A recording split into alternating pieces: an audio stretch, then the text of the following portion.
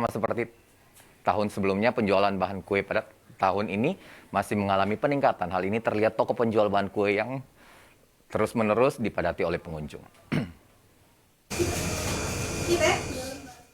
Toko bahan kue yang bertempat di Jalan Pramuka, Kelurahan Besusu Barat, Kota Palu, sampai saat ini masih dipadati pengunjung. Sama seperti tahun sebelumnya, penjualan bahan kue pada tahun ini masih terus mengalami peningkatan. Terkadang bahan kue nasional ludes terjual dan perlu menambah stok mengingat distributor membatasi stok bahan-bahan kue.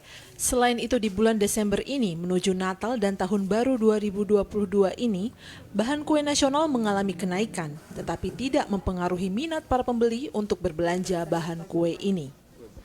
Peningkatan penjualan bahan kue, saya rasa seperti kemarin, walaupun dalam keadaan COVID orang ini semuanya pada belanja. Cuman kan ini tahun ini bahan-bahan memang agak naik sedikit. Tapi untuk kami di perusahaan CV Sederhana, kalau barang-barangnya kami sendiri termasuk barang-barang distributor, enggak begitu naik banyak sih. Cuman yang nasional punya. Nelce selaku pemilik toko bahan kue mengatakan, optimisme pembeli terus mengalami peningkatan apalagi menuju Natal dan Tahun Baru ini. Para pembuat kue kering dan rumahan banyak menyetok bahan untuk membuat pesanan kue kering dan kue lainnya. Eko Gatra, TVRI Sulawesi Tengah melaporkan.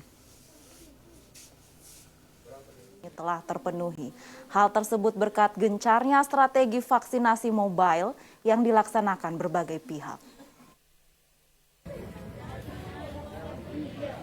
Salah satu pihak terlibat penuh dalam memenuhi capaian target vaksinasi COVID-19 di 11 kecamatan yang ada di Kabupaten Parigi Motong, yakni Badan Intelijen Negara atau BIN daerah Sulawesi Tengah. Pihak BIN daerah Sulawesi Tengah menyebutkan, dari target yang diberikan oleh pihak Dinas Kesehatan Parigi Motong sebanyak 21.200 dosis vaksin Sinovac dan Pfizer. Tercatat sejak tanggal 13 Desember lalu, target yang terrealisasi mencapai 21.727 dosis atau telah melebihi 100%. Dari 11 kecamatan yang telah terpenuhi, wilayah yang paling tinggi vaksinasinya yaitu Kecamatan Balinggi dengan capaian 78,16%. Disusul Kecamatan Palasa dengan capaian sementara 66,80%.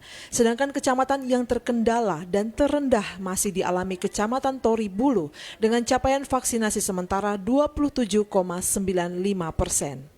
Oleh sebab itu, demi capaian herd immunity atau kekebalan kelompok, maka sekitar 323.177 jumlah penduduk Kabupaten Parigi Motong tersebar di 23 kecamatan yang harus divaksin. Sehingga perlu keterlibatan seluruh pihak untuk menyukseskan capaian target nasional sebesar 70% pada akhir Desember ini. Dari Parigi Motong, Amirullah Jarabe, kontributor TVRI Sulawesi Tengah melaporkan. Bisa tercapai hingga akhir tahun. Dinas Kesehatan Kabupaten Toli-Toli terus berupaya mendorong peningkatan vaksinasi COVID-19 untuk mempercepat pencapaian herd immunity. Salah satu upaya yang dilakukan adalah dengan menggelar vaksinasi COVID-19 secara keliling untuk menjangkau wilayah-wilayah yang jauh dari fasilitas kesehatan maupun di tempat-tempat keramaian. Vaksinasi keliling tersebut dilaksanakan secara gabungan dan bersinergi antara Polres Toli-Toli bersama Dinas Kesehatan setempat. Mengingat selama ini vaksinasi dilakukan di puskesmas, rumah sakit, dan di sejumlah sentra vaksin yang disediakan oleh pemerintah. Untuk itu Dinas Kesehatan setempat memerlukan strategi lain karena banyak masyarakat yang tidak sempat atau sulit menjangkau sentra-sentra vaksin tersebut. Selain beberapa strategi yang bisa digunakan oleh daerah untuk melakukan percepatan vaksin adalah dengan menggandeng banyak pihak lain, misalnya TNI atau relawan untuk menggelar sentra vaksinasi. Muhammad Sabran, kontributor TVRI Sulawesi Tengah melaporkan. TVRI Sulawesi Tengah.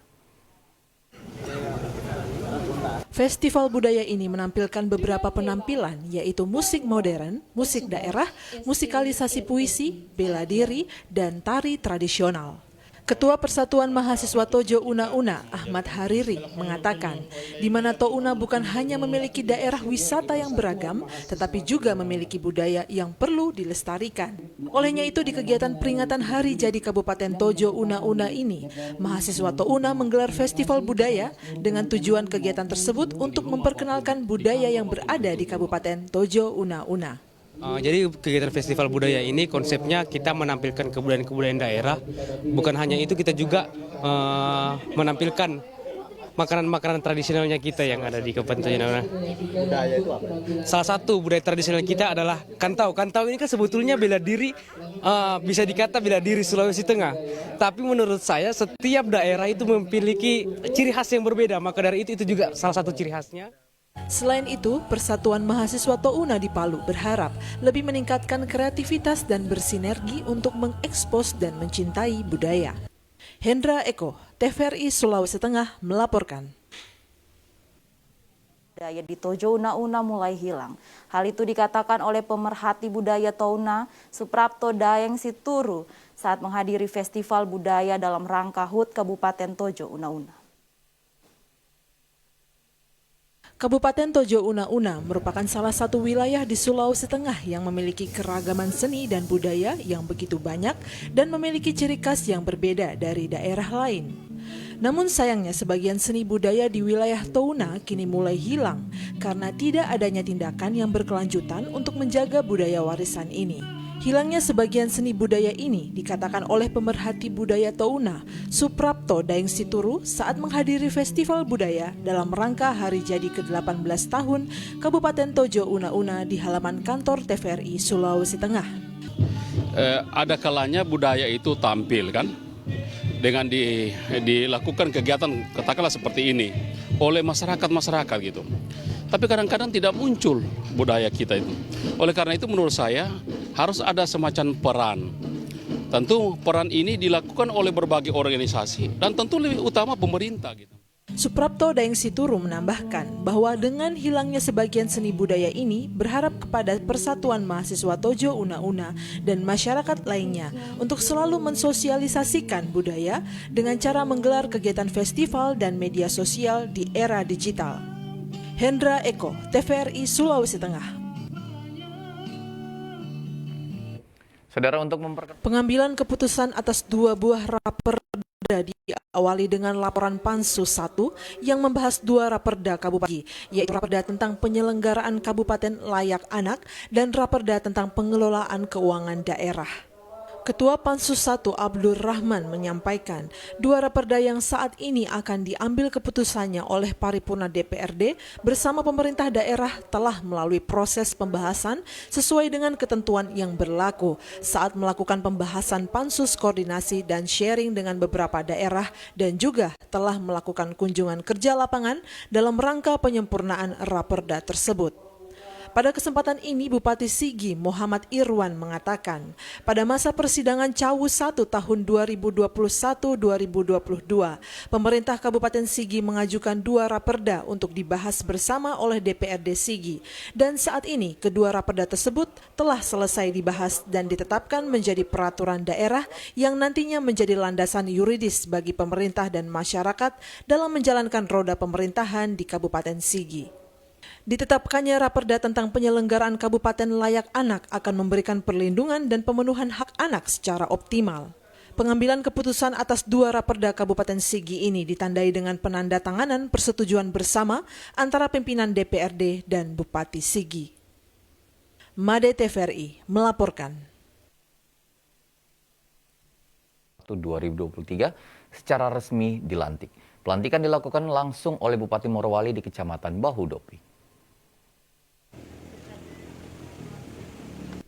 Pada Minggu sore bertempat di Aula Kantor Camat Bahodopi, Bupati Morowali, Dr. Andes Taslim secara resmi melantik pengurus Perhimpunan Pekerja Bungku 2021-2023. Dengan adanya pengurus Perhimpunan Pekerja Bungku saat ini diharapkan dapat memberikan dampak positif bagi para pekerja lokal yang berada di Kabupaten Morowali.